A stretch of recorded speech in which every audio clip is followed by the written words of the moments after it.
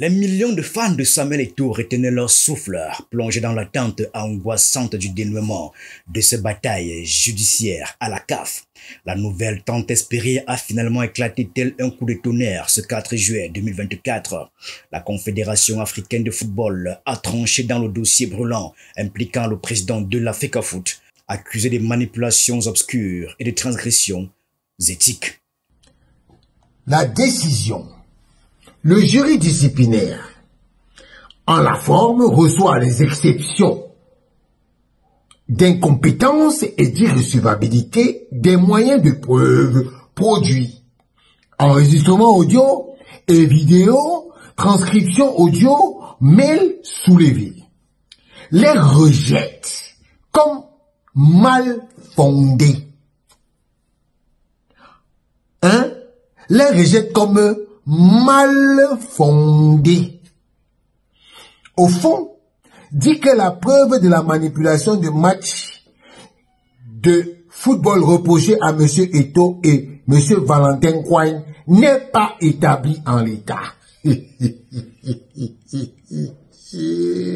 Contre toute attente, Samuel Eto'o échappe à la suspension redoutée, mais n'évite pas une amende salée.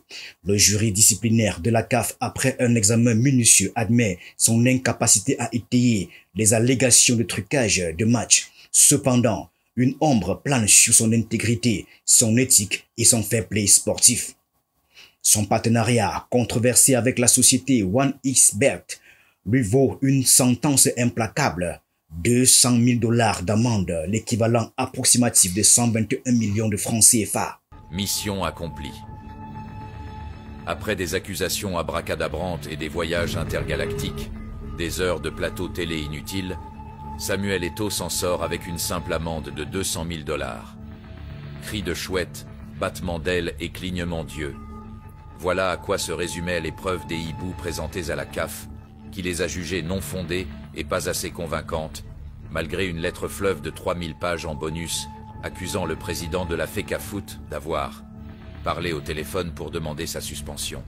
Le 25 juin, une audience cruciale a marqué un tournant dans le destin de Samuel Eto'o alors qu'il réclamait la diffusion en direct pour garantir la transparence de la procédure.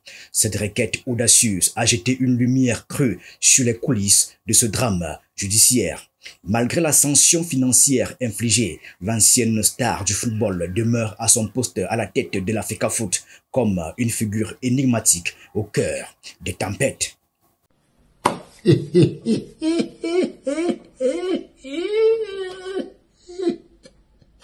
Ouais.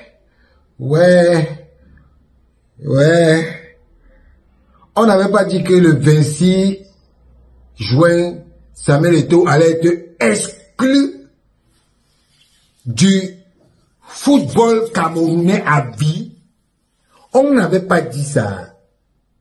Qu'est-ce qui s'est donc passé? Le partenariat épineux entre la FECAFOOT et le géant des jeux en ligne OneXBet a provoqué des remous dans les cercles sportifs camerounais. Critiqué pour ses implications controversées, ce contrat a soulevé des vagues de désapprobation.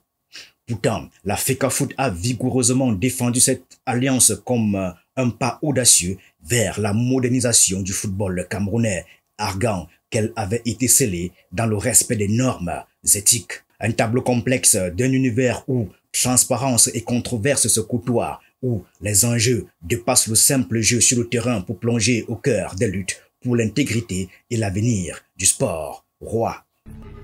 Pendant que les hiboux attendaient fébrilement le verdict, Samuel Eto'o, accompagné de son épouse, était en Italie pour ajouter une nouvelle ligne à son palmarès légendaire. Le quadruple ballon d'or africain a reçu le prix Légende pour l'ensemble de sa carrière et son engagement dans le développement du football. En attendant d'être de nouveau accusé d'avoir utilisé le jeu « j'étais, j'ai fait », suite à cette autre reconnaissance, d'avoir épousé une Ivoirienne, d'être trop présent, trop absent, ou de s'être exilé au Cameroun, les hiboux auront prouvé une fois de plus qu'ils ne manquent ni d'énergie ni d'argent à gaspiller, au point de saisir les plus hautes instances pour une simple conversation téléphonique. Au cœur du labyrinthe juridique de la CAF se profile l'article 13, véritable pivot des enjeux et des décisions qui façonnent le destin des acteurs du football. Ce texte fondateur confère au jury d'appel un rôle central, celui d'arbitrage des litiges et des contestations découlant des verdicts du jury disciplinaire. Dans cette danse complexe de règles et de procédures, chaque mouvement est scruté, chaque délai est une course contre la montre. Pour Samuel Eto'o, légende vivante du football africain, les 3 jours impartis pour manifester son intention d'appel représentent un précieux sésame vers la révision d'une décision aux conséquences potentiellement moins lourdes. Dans ce jeu d'échecs judiciaire, chaque pièce compte, chaque stratégie peut changer le cours de l'histoire. Vous n'avez pas honte? Vous n'avez pas honte?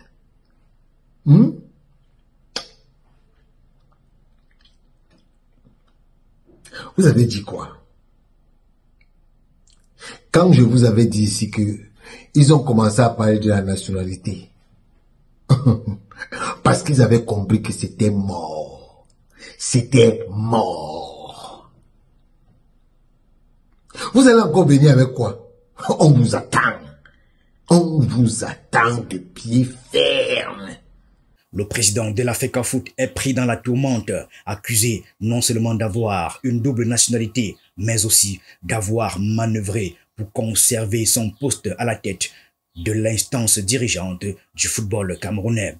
Les coulisses du pouvoir révèlent ainsi un jeu complexe d'intrigues et de rivalités où la vérité semble parfois se perdre dans les méandres du pouvoir. Chaque jour que vous faites des choses, vous ne faites que le grandir. Vous avez dit qu'il ne sera pas, il sera plus président de la FECAFOOT, non? Vous avez même écrit, vous avez même envoyé le truc aux tasses. Hey les gars, pour la nationalité, hey les gars, ceux qui vous envoient, qu'ils continuent de vous envoyer, Samuel Eto'o va toujours sortir grandi de cette affaire. Entre suspense et attente, le destin de Samuel Eto'o se joue au rythme cadencé des délais imposés par la réglementation.